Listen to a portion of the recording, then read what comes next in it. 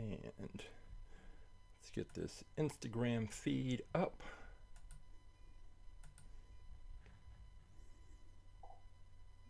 And we are ready to go. I am Coach James. I'm the creator and lead instructor for All About Aerodynamics. What is All About Aerodynamics, you ask? Glad you asked, even if you didn't ask.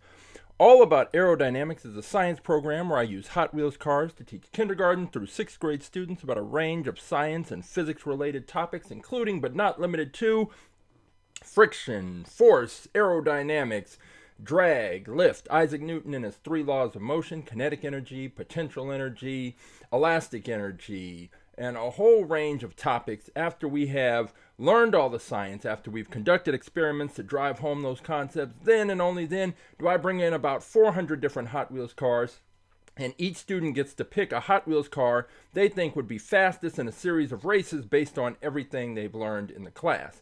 After they've selected their cars, they examine their cars, they take a picture of their cars, shoot a video, test the speed of their cars, they weigh their cars, enter all of the information they can observe into a spreadsheet. Then they set up a 1/64th scale quarter-mile drag strip, and we have races, and they observe how their cars perform. Did their cars perform up to or below their expectations? And if they had the opportunity, would they select that car again, or would they make a different choice based on everything they observed? So we have fun with Hot Wheels cars, we learn science. What could be better? If you would like more information about our science program, All About Aerodynamics, you can go to our website, aerodynamics.com, or you can follow us on Instagram, AAAerodynamics, and all the information you need is in the bio. You can contact me and ask me any questions and find out how to bring our science program to your school or your organization or your special event. But this is not all about aerodynamics. It's all about Aerodynamics presents Wind Tunnel Wednesday. So, Wind Tunnel Wednesday, I purchased the Funtech Labs Windsible, the 1/64th scale wind tunnel. So we can put Hot Wheels cars in the wind tunnel, crank it up, see how the air flows over, under, and around those cars, and get an idea about the amount of drag that these cars will experience when they race. Well, when do they race? They race every Saturday. We're live on YouTube and Twitch at 11 a.m. Pacific. We have a show called AtTheTrack.live where we introduce new cars into the fleet. So all those cars that I take to the students, the only cars I can bring to the students are the cars that I've already cataloged. And so I have lots of cars in storage. I take cars out of storage, we crack those open, do a little review. I get my picture, I get my little video for our online program, enter the information into a spreadsheet, and since the track is already set up, we have a tournament. We race the new cars. But wait, there's more. You can participate by selecting a car, and all you have to do is go to AtTheTrack.live, and there's going to be 3 options. One's the YouTube stream link, one's the Twitch stream link, but the third most important option, the option that's going to be important on Saturdays and today, is the option that says choose a car. If you go to that link, it will take you to this page. And on this page, all of the cars that are currently in the All About Aerodynamics AtTheTrack.live fleet are listed, numbered, named, and you can see pictures of all those cars. These are all of the cars that you have to choose from on Saturdays if you want to see one race. If you can find a car that you think is faster than the cars that I've introduced into the fleet, then all you have to do is find that car. And let's say you scroll through and you say, you know what, I think this McLaren 720S, that's the car. That's going to be faster than all those other cars that were introduced and picked. Then you can click on it, you can take a look. Sometimes from the reflection, you can check and see if it's a metal body on a plastic base or a plastic body on a metal base. That does sometimes make a difference. And then you take the number of the car, in this case 116. You take that number, you drop it in the chat, and then once you do that, I will pull the car and it will be entered into the tournament to race. So we do that every Saturday, 11 a.m. Pacific. But before we get to that point, maybe because in our fleet, we currently have 865 cars. So there are 865 cars to choose from. We have cars from the 70s, cars from the 80s, 90s, 2000s, some cars that were just released a couple of weeks ago. And we have character cars, we have fantasy cars, we have cars based off of real cars. We have trucks, we have tractors, we have every kind of Hot Wheels car that you can think of. We either have that specific car or we have something pretty close. But when you're scrolling through, because you have 865 different choices you could possibly make, maybe you're trying to decide between one or two of the different cars. This is the perfect time. Wind Tunnel Wednesday, you take the number of the car, same process. Find the car you want to check out, take that number, drop it into the chat. I will pull that car and we will put it into the wind tunnel. And what you're going to get from seeing the car in the wind tunnel is you're going to get to check out the aerodynamic profile. And as we've been racing cars over and over and just going through the process, as I've worked with the students, just doing AtTheTrack.live, so many races, so many cars, we're starting to see trends. And one of the trends that has been putting the cars into the wind tunnel. And there's the wind tunnel there. Haven't put a car in it yet, but I am about to. Because the whole point of this is to be able to identify which cars are fastest. And in order to do that, we have to see what they have in common. But we start with our absolute fastest car. It's our fastest in fleet car. It's the car that if you happen to come in on Saturday, you pick one of those 865 cars. We enter it into the tournament.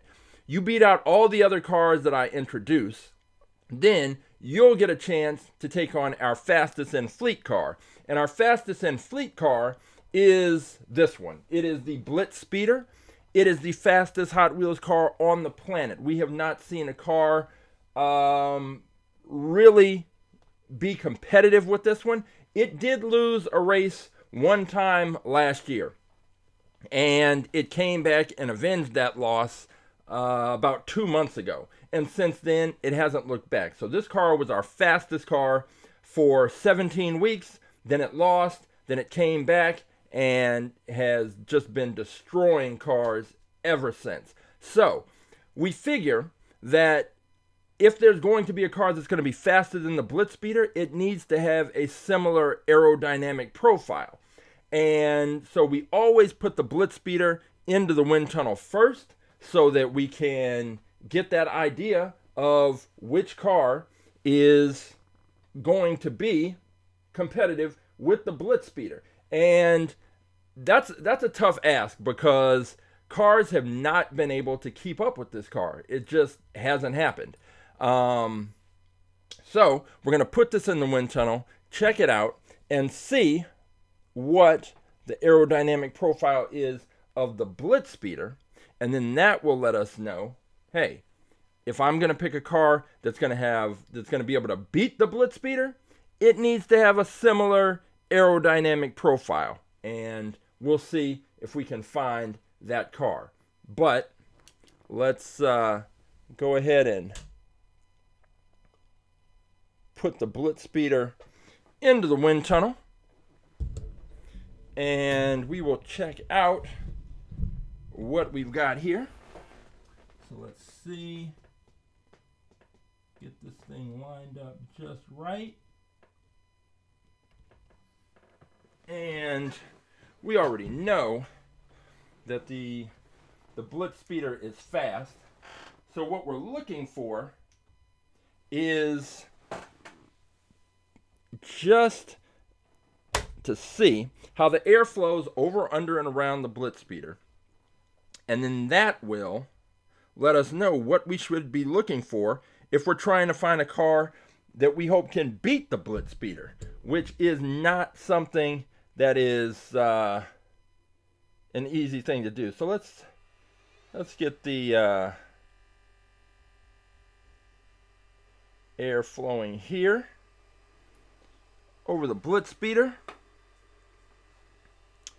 And this is pretty much where we start off. We start off at 67 miles per hour, which is low speed.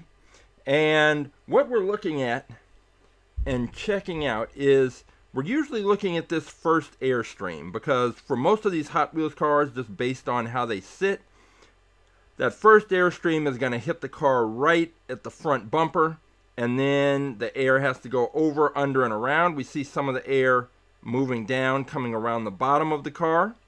But for the most part, it's hitting and then flowing up over the top. And as we turn this speed up, we're now up to 107 miles per hour. What we're seeing is the air hitting the front of the car, flowing up over the top, staying attached to the body, just following the curve of the body. And that is something that is very important, because when the air detaches from the body, it creates a pressure differential that ends up working against the forward momentum of the car. So right now we are at 134 miles per hour, and as I turn up the speed, we're at 147. You start to see there's a little area of separation, but that's just separation between the first airstream and the second airstream. So that's what this black line is you're seeing here. And as I turn it up, that increases. So you see the second stream of smoke flowing over the top, but it's this first one that we're looking at, and the air is hitting the front of the car, coming right up over the top, and there is no separation.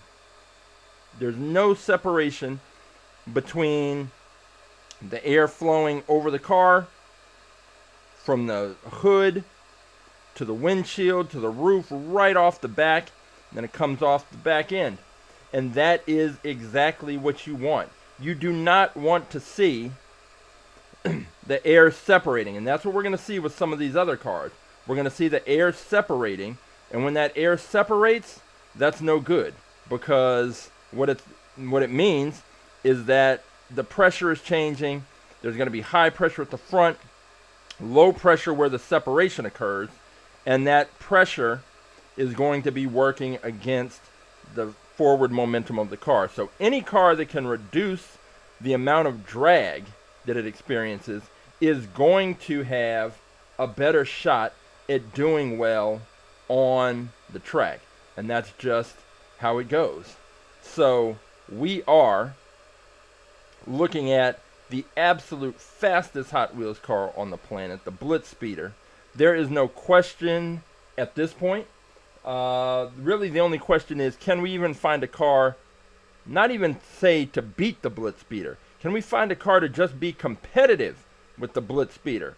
And so far, that answer has been no, we have not. We have not been able to find that car that is able to even give the Blitz Speeder a partial run for its money. So maybe you can find that car, and if that's the car that you're looking for, then perhaps you can find that. But we will look for that car. But the Blitz Speeder really is, we're finding out it's just a unique car.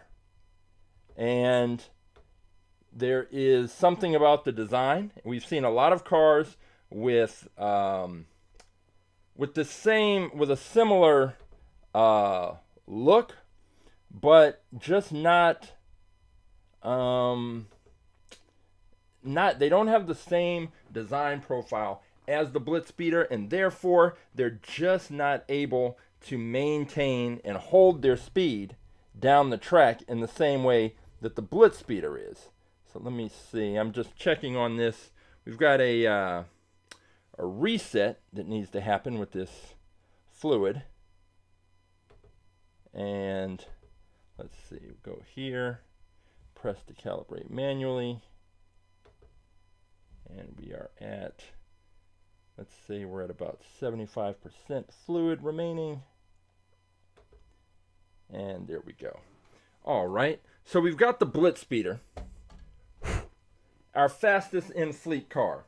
And what we're doing is we're looking for a car that can keep up with the Blitz Speeder, that can possibly beat the Blitz Speeder.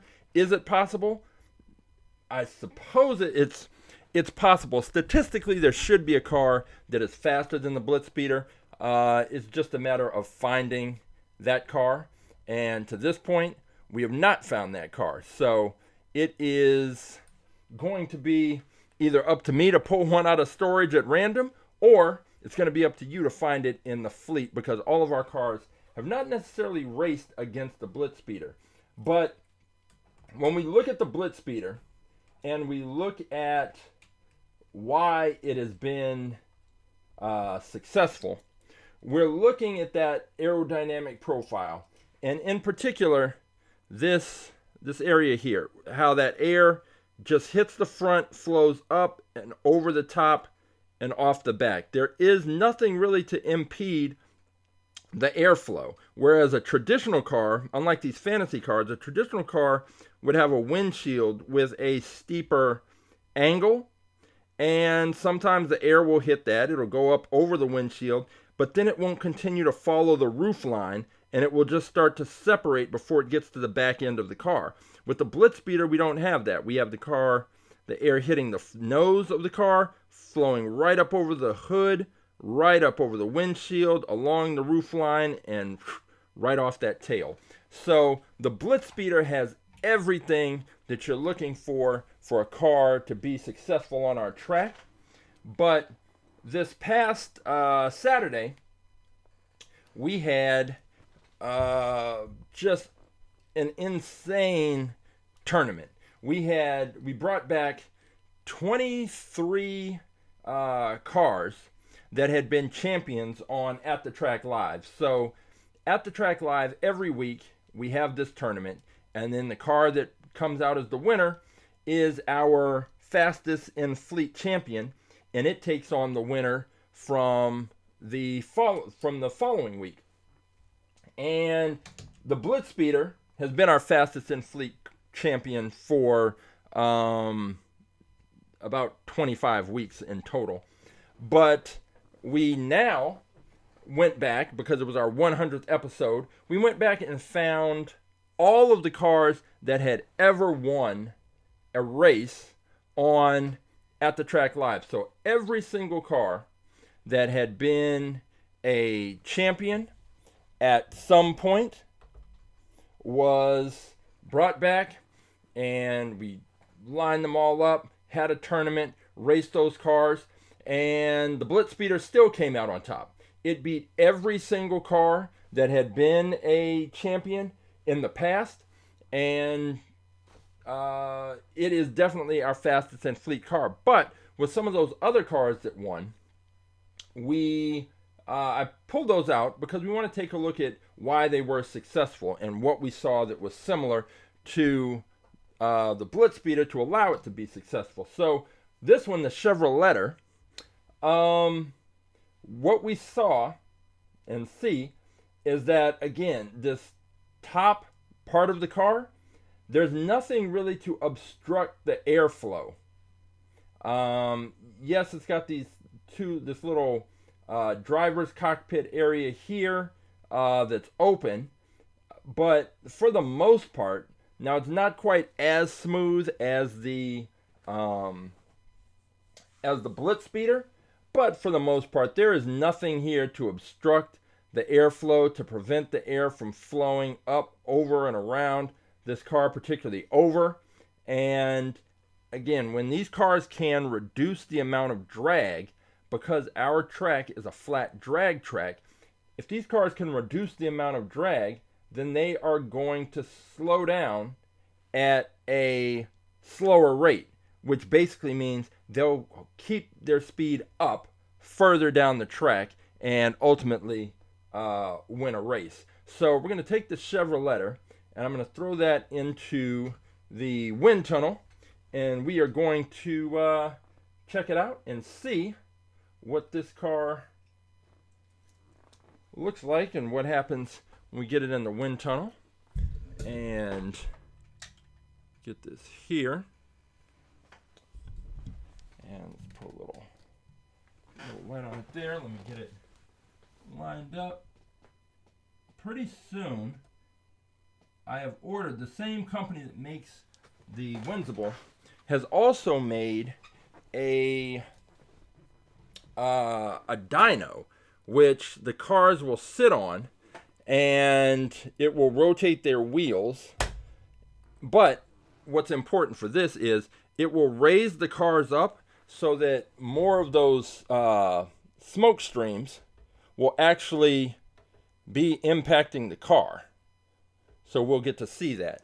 Right now, with the way these cars sit, we usually only see the first couple of smoke streams, usually the first two, really impacting and flowing over the car. So right now, this is at 67 miles per hour, which is pretty much where we tend to start.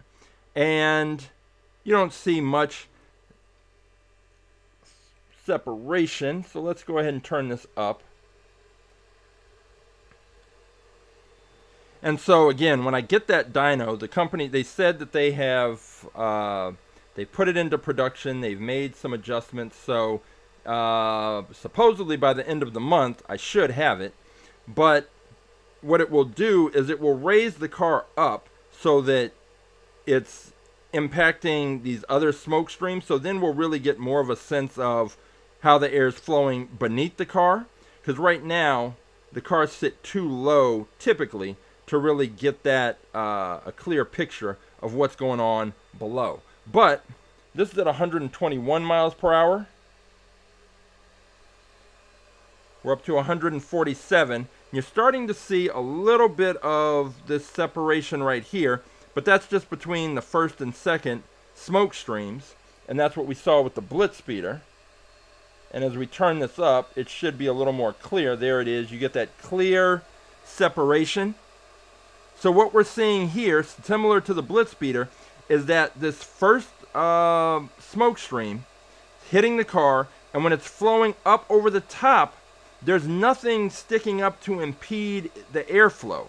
So it's adhering right to the body. There's no separation, and it stays attached to the body right through until it leaves the back end of the car. And this is up to 188 miles per hour.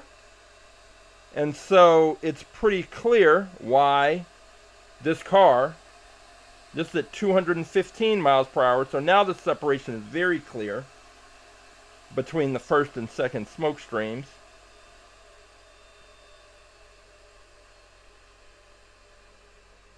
And we're able to see exactly what is happening. So when we take it down to 67 miles per hour, you can see that there isn't all that much separation, but it's the whole point that as objects, cars in this case, move through the air, the faster they move through the air, the more drag has an impact. And the cars that can reduce drag the most are going to be the cars that perform better on the track. So the Chevrolet, we were able to see that it is able to, it has a similar profile in the wind tunnel as the Blitz Speeder, and it's able to reduce the drag, and it's probably one of the reasons why it performs so well on the track. Because cars that can reduce any of the impact of any of the three forces that are trying to slow them down are going to do better on the track. So we have typically the things that are impacting these cars are drag, gravity, and friction. Those are the three forces that these cars need to contend with. And when they can reduce the impact of any of those forces, particularly drag, then they have the opportunity to maintain higher rates of speed on the track and ultimately win races. So we have the Chevrolet, which was another one of our former champions that raced this past Saturday. And if you want to see how those races went with that Tournament of Champions, we called it, then you can go to our YouTube page, and under the live tab, it is all of the episodes are listed, and they have time codes, so you can jump to see whichever parts of the episode you're looking for. And we have other championship cars, former champions, that we want to take a look at in the wind tunnel. And another one that has, again, that similar aerodynamic profile to the Blitz Speeder and the Chevrolet is this one. This was the solar something. The Solar Reflex. And just a fantasy car that has a big solar panel right on the top, and you can see once again that there's nothing to impede the flow of air right up the top. There's no, well, these are, in closer look, these are the driver cockpits over here, but right down the center of the car, there is absolutely nothing to impede the airflow. And so I have a feeling when we put this into the wind tunnel, we're going to see what we saw with the Chevrolet. We're going to see what we saw with the Blitz Speeder, which is that airflow just hitting the car, flowing right up over the top. Hey, Roughshod, how you doing? Similar. We saw, speaking of the Solar Reflex, Roughshod, your car, the Formula Solar. Really, it was another car that, like this, had nothing to really impede the flow of air and did an amazing job on the track on Saturday. And we had our Tournament of Champions. It was all championship cars, all cars that had formerly either been the fastest in fleet cars or won tournaments early on. And then we had viewer picks and Roughshod's pick of that Formula Solar. Or is that the one? We have the Solar Reflex, which is this one, and then the Formula Solar.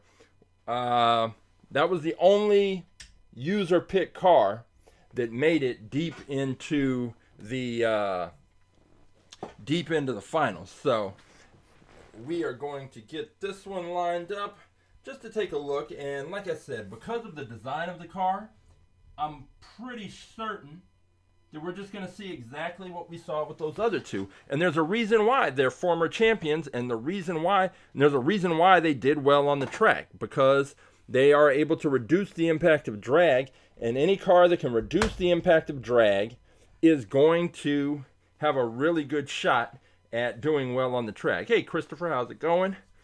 All right, so we're going to turn this one up, get it up to 67, which is where we usually start off, just a little baseline. And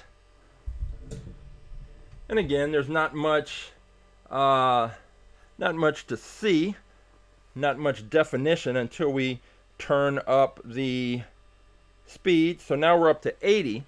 And of course what we see is the air. It hits the front of the car, and then it has to do something. The air pressure builds up here, and it's going over, under, or around the car. You can see some of the air streaming off to the side. But right down the middle, we're going to turn this up so we can start to see the separation. And like I was saying, that dyno, the company, they said that they've moved into production, so it should be arriving sometime this month, and it's going to be great because it's going to let me raise the cars up.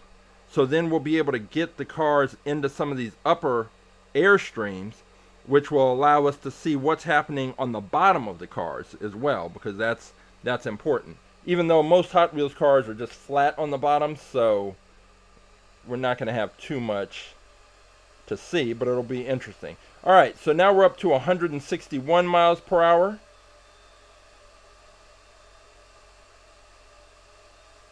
188. And what we're seeing is just what we thought. There is a little separation we start to see when we turn up the speed between the first stream and the second stream, which is that like faint kind of black line that you see right there. That's the separation. But what we're not seeing is this first stream of smoke separating from the body of the car. And that's the important part. You do not want the air separating from the body of the car. Now we are seeing some air coming around the sides. You can kind of see it there. It's a little wavy.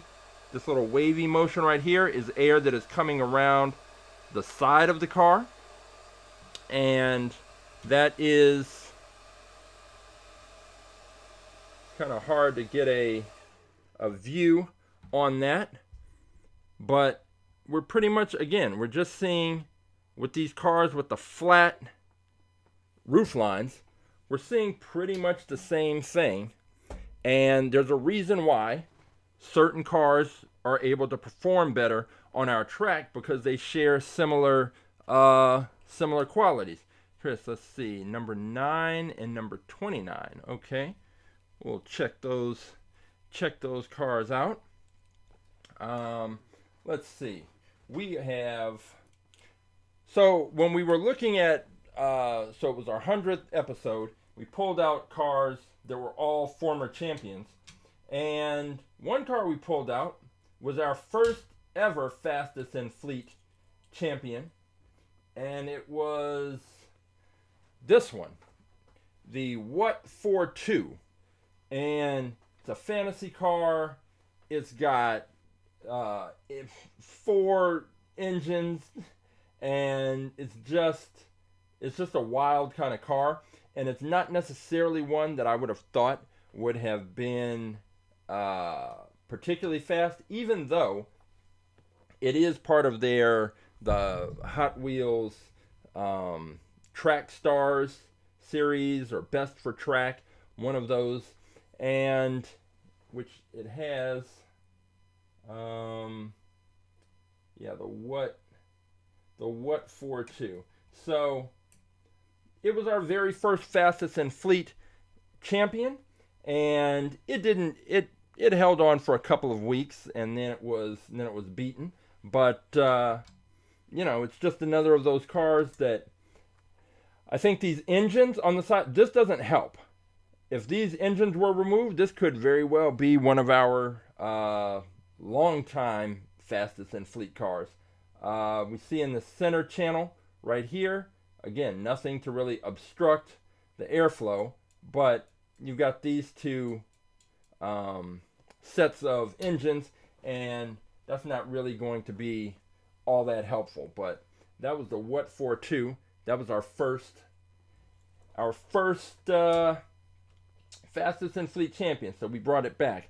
Another car that was kind of unusual was this Jaguar. I'm trying to look at the bottom of the car. This Jaguar D-Type, this car. And this is also one of our former fastest in fleet cars. The thing that's unique about this is it's got this fin, but it's got the fin only on the one side. And everything else, the whole upper part of the car, flat, nothing really to obstruct anything. We've got the driver's cockpit with a short little windscreen, and then this fin off to one side.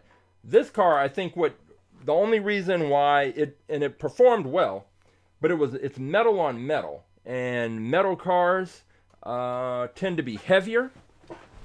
But I suppose even if they're heavier, if they can manage to reduce some of the other forces at play, then they can do well on the track as well. So there are a number of, this is definitely metal on metal. But just being metal on metal is not necessarily a guarantee that you are going to lose on the track, because the next car we're going to look at was also metal on metal. We're going to put that into the wind tunnel in just a moment. But what we are looking at, just a reminder, we are talking about The Coanda Effect. We are talking about air pressure. So the air pressure, when the car is moving through the air, that air is impacting the front of the car first, and it's creating an area of high pressure. And then the air that moves over the top of the car is moving slower, and that creates high pressure. The air that's moving under the car is moving faster. It's creating low pressure. But air is trying to go from high pressure to low pressure. It's trying to move in that direction. So when the car is moving forward, if we're looking at this diagram on the top, the high pressure is at the front. When the air starts to separate from the body of the car, that creates low pressure. And since the pressure is moving from high to low, that means if we're looking at the car, the pressure is pushing from right to left. But the car is trying to go from left to right. So that difference in pressure is working against the car's forward momentum. So the car can't move forward as quickly. And cars that can reduce that pressure drag can do better on the track. How do they reduce the pressure drag? Well, cars like the Blitz Speeder, like the Chevrolet, like the Solar Reflex, cars that have less separation. So we have the Coanda Effect, which is what we see when the air is following that curved line of the car. When you see that, that is reducing the pressure drag. Now there's friction drag, which is from the air impacting the surface, but the pressure drag is going to slow these cars down way more often than you would like if you're trying to actually win a race. So we're gonna take a look at this metal car that did really well on the track. I'll put it in the wind tunnel, and then I'll go grab Rough Shot and Christopher's cars, and we will put those in. But let's take a look real quick. This one, the Chaparral 2. This car is interesting because it's small, but because it's metal on metal, it's heavy. So usually what we see with the smaller cars is they get toward the back end of the track and drag just starts to slow them down significantly and noticeably. This car, because it's heavier, didn't have that same slowdown that we usually see with lighter cars, because most of the time cars that are this small are really light. This one was not. So let's go ahead and put it in the wind tunnel and take a look. And just to remind everybody, this car, the Chaparral 2, weighed in at 40 grams. And we've already noted many times over that what you want is a car ideally between 32 and 36 grams. Cars that are 40 grams usually get blown off the track, but this is the exception. It's small, but that fact that it's metal on metal made the difference. All right, let's go. We've got the Chaparral 2, and this is actually, not that it's still in production, but this was at one point an actual car. So, and on Saturday we saw that we have plenty of cars that are based on actual cars that do well on the track. It's not just a place for fantasy cars. There are cars based on real cars that do well on the track as well. So, and this is one of them, the Chaparral 2. So we're at 80 miles per hour, which you can see. Turn this up. I'm still working out the best sort of viewing angle. Once I get that locked down, then I think I'm going to build a sort of a custom stand for this, but we're at 134, and I think part of the thing is that this car is with it being so small, that the air is flowing up over this open canopy, this driver's area, and let's turn this up. Now we're up to 174. And there really isn't an opportunity for the air to separate from the body of the car. So this is pretty much what you want to see. And if this car weighed maybe, let's say maybe it weighed 4 grams less, so it was like 36 grams, it would probably be one of our top car. I mean, it already is. It got, I believe this one got into the finals of the Tournament of Champions, but it wasn't going to beat the Blitz Speeder, and not at this weight. So let me see. We got car 335, 431, number 9, and number 29. Let me grab those cars while we keep looking at the Chaparral 2 in the wind tunnel. Let's go up. 188.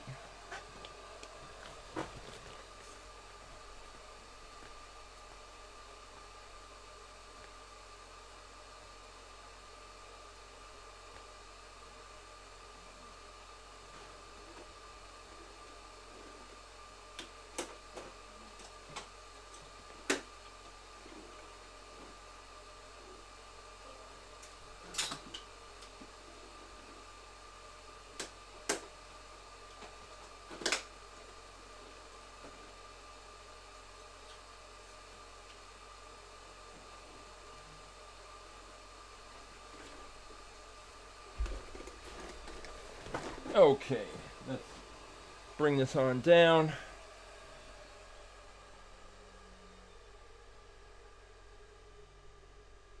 The Chaparral 2. It's probably the best. It's probably both the fastest small car and it is the heaviest. They're our best performing heavy car, and that is why it was in a part of the Tournament of Champions. Let's see here. So this one is one that Roughshod picked, and let's go back over here. I don't have the name. I mean, I have the number, but I didn't write down the names. Not some of these Hot Wheels cars, don't have the name on the bottom, but it is why. Just keep up with, let's see, 431. Okay, so that's the other one's the twin mill Gen E, so 335. This is the RRRoadster or Roadster, something. Not sure what they're getting at, but I think this is like a bigger it's like a bigger version of one of the cars we were looking at earlier that was also in the competition. So what I'm saying with this car is this is the part I'm wondering about. What happens when the air gets here? And if it continues like we saw with the Chaparral 2, if it flows over the top, then continues back here, and then tails off the car, that's great. If it hits this windshield, comes up, and then just detaches from the body, that's going to be bad.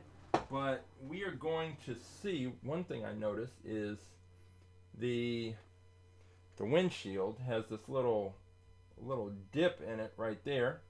I don't know what kind of impact or difference that's going to make, but let's stick it in the wind tunnel and see what is happening. All right, let's check this out.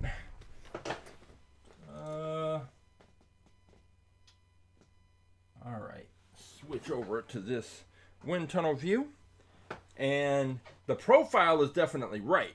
If the cockpit were closed, like just sealed up, I think that we would see similar to what we saw with the Chevrolet, where the air would just flow right on over the top.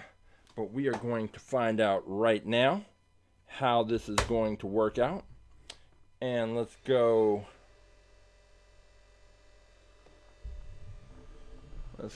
here. So all right, so we're at 67 miles per hour, which is where we start, which is our baseline. And let's go ahead and turn this up a bit. So now we're at 107, and I don't see any separation to be concerned about, but we'll turn this up a little bit more and see what we get. We're at 147.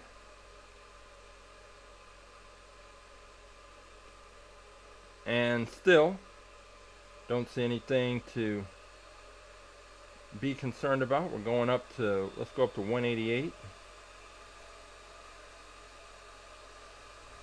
And we're starting to just see the little separation between the first and second smoke streams. Right here, it's that kind of faint line that goes right through there. Right there, but still, the important thing and the thing that we're looking for is whether or not the airflow is separating from the car, that first stream, this one.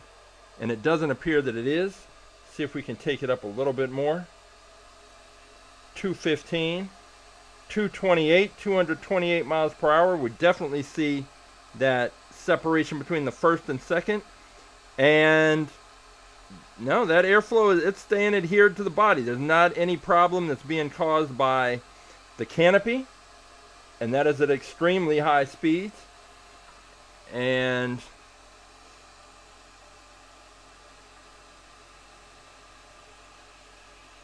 yeah, this is a good look.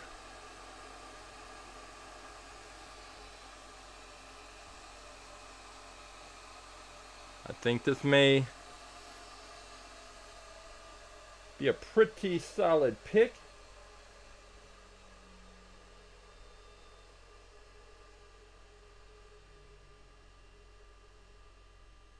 So there we go.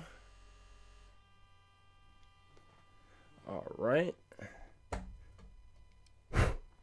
Yeah, this back end is also flat, perfect. It's what you want to see. Car doesn't feel particularly heavy, so that is also a good thing.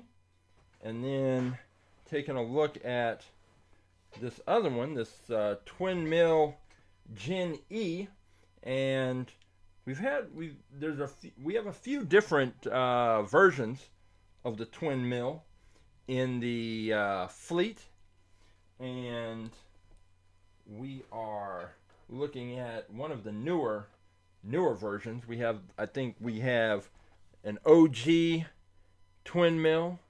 There was one that I bought around Christmas time. I think it was like the super twin mill or something. And yeah, that's what it's called, the super twin mill. And it was, I thought it was going to do better than it did. It did okay, but again, I guess it's not fair to really measure these cars up against the Blitz Speeder, because, you know, that's just a different level. If we look here, yeah, Christopher, I got your cars. I'll pull those up right after this one. Yeah, this is, again, we're just seeing smooth, flat, large front flat hood area. And then the windshield, there's not really a sharp angle. And then the roof line is short. So even if, like sometimes we'll see, if the air is going to detach from the body of the car, it'll happen right somewhere like in the middle of the roof line. But with this one, because the roof line is pushed so far back that even if the air were to start detaching here, that's not going to be, I don't think that's going to be as significant, just because it's happening so far back. this back end. Yeah, both of these cars, I like the back ends. They should get good solid pushes. We got the larger wheels at the back, the traditional Hot Wheels wheels at the front. So let's go ahead and throw this into the wind tunnel and take a look, see what we've got here with the twin mill Gen E, whichever one of these cars, I don't remember if this was car 335 or if it was the other one. Whichever one is in the 300s has probably not raced. Actually, no, neither one of these, because I think we started at 450. So who knows what we'll get. Whichever one of these cars ends up being the one that gets picked. So let's see. We're going in here at 67 miles per hour, which is, once again, it's nothing. It's pretty basic, so we're not even worried about that. But it really just depends if what Roughshod sees, if he decides to go with this twin mill or if he's going to go with the RRRoadster. We're up to, this is at 134 miles per hour. And again, we're not seeing, this is, I'm going to turn this up. We're at 174.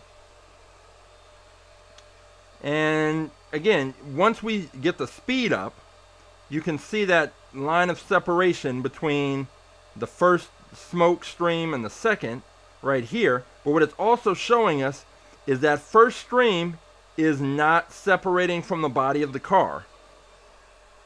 And that's important because it's not creating that pressure drag, which is ultimately going to slow the car down.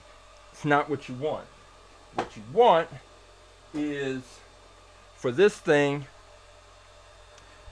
to just, you want to see exactly what we're seeing right here. You want that air just following the curve of the body. And it's got that long hood, short windshield at that angle, and then the roof line, and boom, that's it. So now the question becomes, what happens with this car as we send it down the track? Because we've already explained that there are three forces that are working against these cars on the track. It's drag, it's gravity, it's friction. Typically, the wider cars, which this one tends to, it's at least wider at the back end, it shouldn't bounce around the track as much, which should reduce the amount of friction. Granted, there's going to be the friction between the bottom of the wheels and the track, of course, but when cars bump around the track, they can scrape against the sides of the track, and that friction just works to slow the cars down. So cars that can get a good solid launch are cars that are not going to bounce around the track, and therefore they reduce the amount of friction. So boom, they reduce that. Cars with good aerodynamic profiles like this, let's turn it up to 188. Cars with good aerodynamic profiles can reduce the impact of drag, and that is also significant. And then we get into the final issue, which is gravity and the issue of weight. And depending on the weight of the car, that will play into how it performs on the track. And we already know that there is a sweet spot on our track for cars that do well between about 32 and 36 grams. That is really where you want to be if you want to be seriously competitive. Otherwise, you are going to be in a situation where the weight of the car is just going to be completely and totally detrimental to the car's performance. So with this one, and as we lower the speed, now we're down to 107 miles per hour. As cars move faster, the impact of drag is more significant, which is why we turn these speeds up so that we can get a better idea of what it is that we're going to see when these cars hit the track. So let's bring this one down. So I guess now that Roughshod's had an opportunity to see both of the cars that he's considering, we'll see on Saturday at the Track Live, 11 a.m. on YouTube and Twitch, which one he ultimately picks and which one ends up being the one to try and take out the Blitz Speeder. So we are going to, now let's see, check out the cars that Christopher is considering. And if you want to pick a car to see in the wind tunnel, well, we don't have much time left for the wind tunnel. We're going to take a look at these next two cars. But on Saturday, if you want to pick a car to race, all you have to do is go to AtTheTrack.live, right there, down there, below my name, and choose the option that says choose your car, and it will take you to this page. And on this page, you will see all of the cars that are currently in the All About Aerodynamics at the Track Live fleet. And you have your choice. No matter what kind of Hot Wheels car you are into, character cars, trucks, F1 cars, trains, tanks, dune buggies, fantasy cars, real cars, whichever kind of car that you are into, we have a version to suit you. We've got Ferraris, we've got Lamborghinis, we've got Corvettes, Batmobiles, we've got plenty of Batmobiles. All you have to do is find the car that you want, you take the number, you drop it into the chat, and then I will pull that car. So let's go ahead and take a look at number, let me see, so 29. So this Porsche 917 LH, this is a car that is definitely, has been a popular pick with my students. And then let me take a look to see which is number 9. 9 is that F355 challenge. Okay.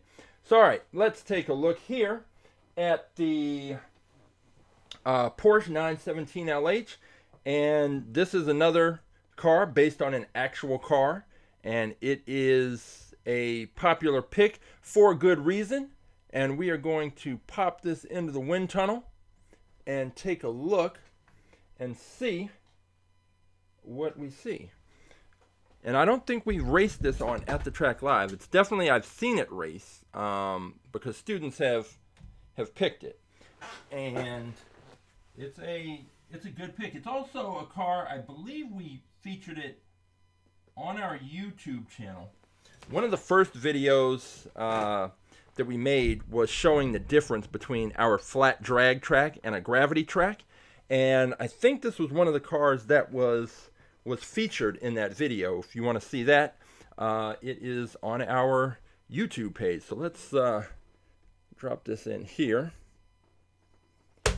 And I like this one because it is based on an actual production, well, not a production car in the sense that you could go to the dealership and buy one, but a race car that was a real car. So all right, we're at 67 miles per hour right here. Let's go ahead and turn this up.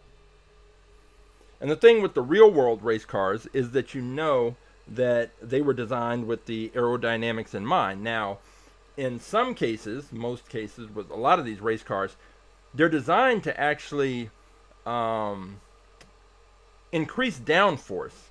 And especially with F1 cars, those are, the designs are designed to create downforce, which doesn't necessarily help them on our track. But let's turn this up. We're at 147 miles per hour.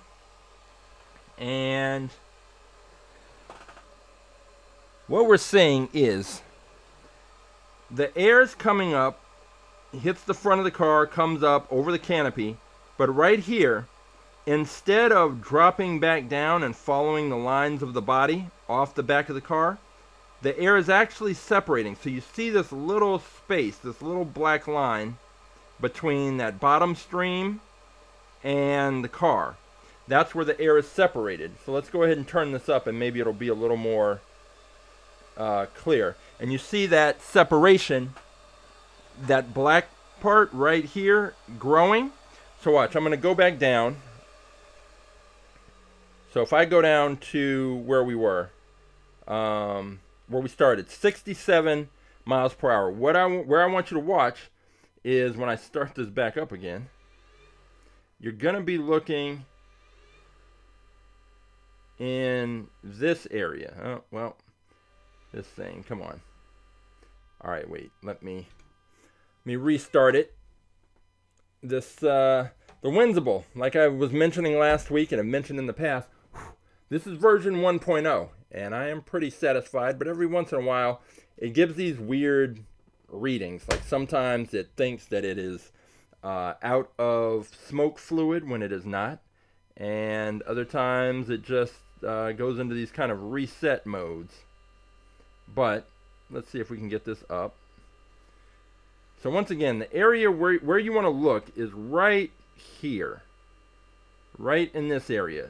As I turn up the speed, you're going to start to see a black line here, and that's because this first smoke stream, as the speed increases, you're going to see the air detach from the body of the car.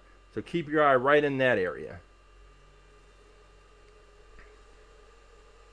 And you can start to see it there. And we're at 121, 134, and it's very noticeable. We're up to 147, and it's growing, 161, 174. And you can just see the reason why that area is getting darker is because the air is detaching from the body of the car. And we're at 201 miles per hour. And that separation has just grown right there.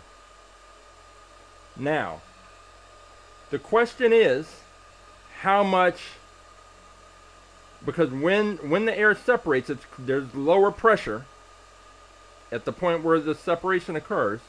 So in this area, there's going to be lower pressure than in the front. The higher pressure in the front is going to the direction. The air is going to be trying to go from high pressure to low pressure, so it's going to be moving this way. It's going to be moving back against the car, pulling against the car. The car is trying to move forward. The question is, how much of an impact will that have?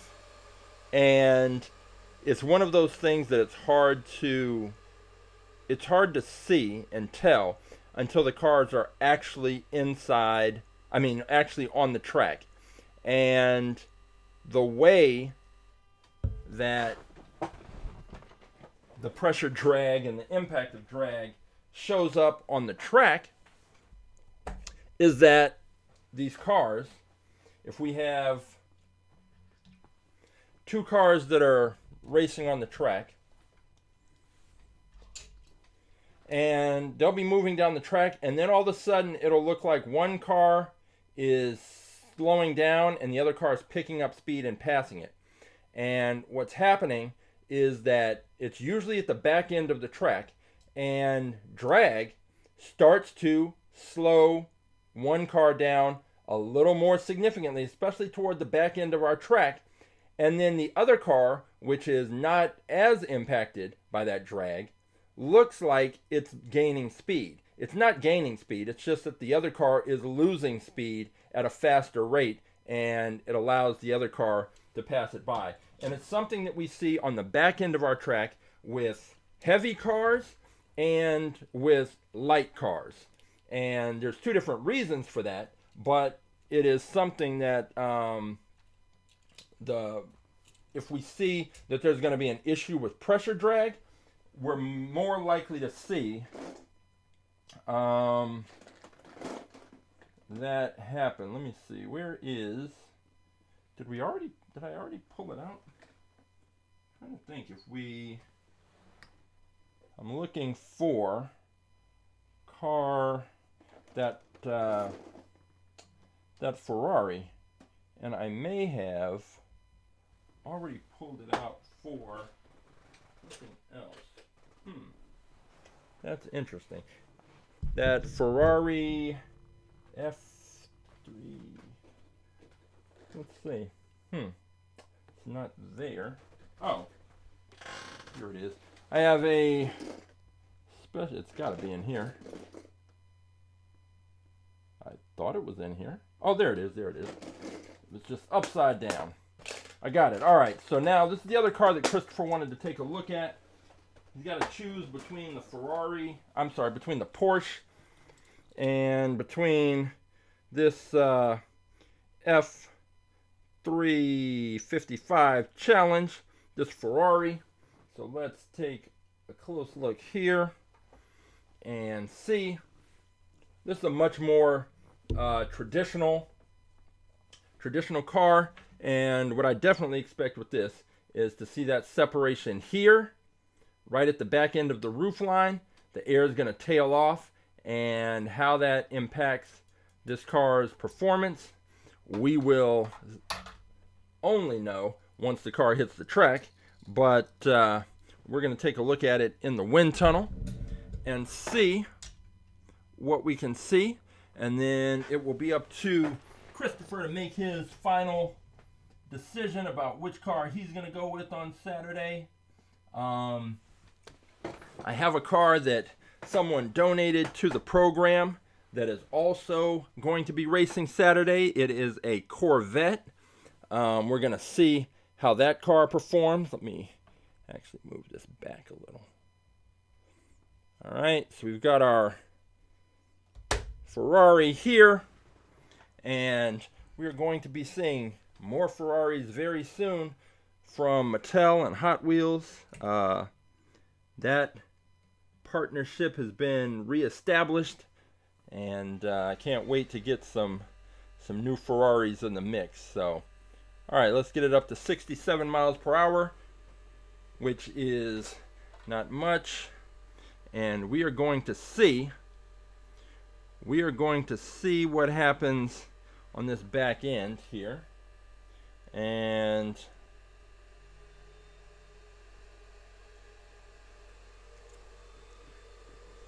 so right now we're at 121 miles per hour, and at this speed we're not seeing the separation at the back end, which is good. So let's turn up the speed, because the simulated speeds our cars travel at on our track are much faster than this. So let's see. We are starting to see just a little bit of separation right in this area as the air is coming off the roof. It's not just flowing down. It is just coming straight off and right over that wing. We're at 174. Let's go up to 188. And now you can start to see a little more clearly that area of separation right there. Let's go up. We're at 215 miles per hour.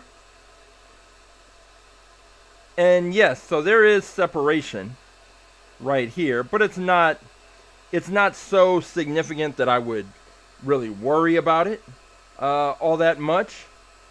And this is probably a very solid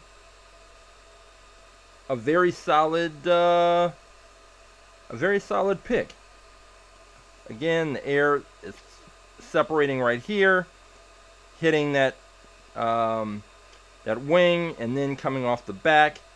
That is not the part that is important, because again, depending on how the wing is designed, in real cars, the wings are designed to create downforce.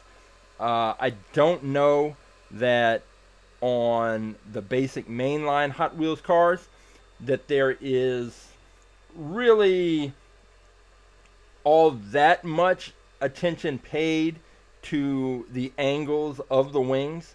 So I don't think that on just the basic Hot Wheels cars like this one that the wings are really going to be in a produce downforce, and then if they were designed the opposite way, they would produce lift. I just don't think there's that much attention to detail on these cars for the wings to really be so significant. What we do see is that cars with wings in the back that are flat, it does give it more surface area to press up against the launching block when they fire out. So it is something to consider. And it looks like Christopher is going with this Ferrari over the Porsche, and Roughshod is going with the Roadster over the Twin Mill. So we have so far we have those two cars that will be racing on Saturday at the track live, 11 a.m. Pacific, live on YouTube and Twitch. You can find the link either through our Instagram account, Aerodynamics, or by just going to AtTheTrack.live. The links are there. And we have those two cars. So we have the Ferrari, we have the RRRoadster, and we have the Corvette that was donated to the program that we will be cracking open on Saturday. And if you would like to participate, all you have to do is go to AtTheTrack.live, select the choose your car option. You will be taken to a page that has all of the cars in our fleet. I think I said we're up to 865 cars currently. Let me double check that number. We are at, yes, 865 cars that you have to choose from. All you have to do is find the car that you want, take the number, drop it in the chat. I will pull the car, and we will have the races. And we will find out if you can pick the car that is going to win the tournament on Saturday, because we have a tournament with all the cars that are picked. And the winner of that tournament gets to take on the fastest Hot Wheels car on the planet, which is this one right here. It is the Blitz Speeder. If you think you know of a Hot Wheels car that's faster, please let me know. We're looking for a car that can challenge, possibly beat out the Blitz Speeder and take that fastest in-fleet title. So that is every Saturday at 11 a.m. Pacific, live on YouTube and Twitch. And you can watch any of the old episodes of At the Track Live on our YouTube channel. We just have fun with Hot Wheels cars. If you're into Hot Wheels cars, you should be watching. If you're into Hot Wheels cars, I want you to watch, because you're going to have an idea, especially if you race Hot Wheels cars, even if it's on gravity tracks. There is a difference between our track and a gravity track, but if you've been racing cars on a gravity track, you've seen trends, you know which cars are faster, you have some ideas about which cars you think are the fastest Hot Wheels cars. I want you to tell me so that we can find those cars, put them on our track against the Blitz Speeder, and maybe you can help us find a new fastest in fleet champion. But until then, the Blitz Speeder is the car. It is the best I've ever seen on our track. Again, it's a 1/64 scale quarter-mile drag strip, and until a car can even come close to beating the Blitz Speeder, I'm going to continue to say it's the fastest Hot Wheels car on the planet. Just last week, it beat out 22 other championship cars that had won tournaments, been the fastest in fleet champion. Blitz Speeder beat them all. So, it is what it is. Hopefully we can find out if we have a car that can compete. That's all we're looking for. And we have fun in the process, and I get some of my work done by introducing new cars into the fleet. So it's win-win-win. If you would like more information about our science program, all about aerodynamics and how to bring it to your school or your organization or your special event, you can just go to our website, AAAerodynamics.com, or you can follow us on Instagram and use the information in the bio to contact me to find out how to bring our program to your school, your organization, or your special event. So, we are here every Wednesday at 4 p.m. Pacific, putting cars in the wind tunnel, taking sort of a deeper, little more scientific look at drag and the Coanda Effect, the Venturi Effect, all of those things that can impact the car's performance on our track. And then, of course, Saturday, we are here for AtTheTrack.live, and hopefully you will be too. If you want to watch old episodes, they're all on the YouTube channel. So, we are set up with at least 3 cars to race on Saturday. Hopefully you will be there. You can submit a pick during the week, whenever, and we're going to see. Are we going to be able to take down the Blitz Speeder? I don't know. Good luck to everyone. But until Saturday, I am Coach James, and for Wind Tunnel Wednesday, all about aerodynamics and At The Track Live, I will see you at the races.